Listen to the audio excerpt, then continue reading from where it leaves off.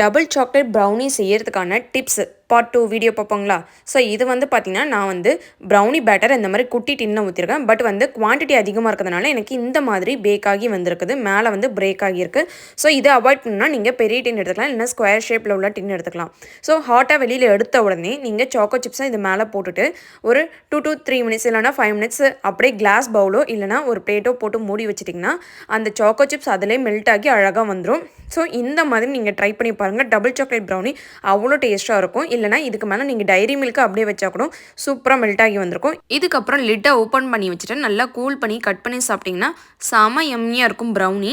So இந்த மாதிரி tips வேணும்னா ஃபாலோ பண்ணிக்கோங்க. இந்த டிப்ஸ் பிடிச்சிருந்தா லைக் பண்ணிக்கோங்க. இந்த டிப்ஸ் வேணுன்றவங்க மறக்காமல் இந்த வீடியோவை சேவ் பண்ணி வச்சுக்கோங்க.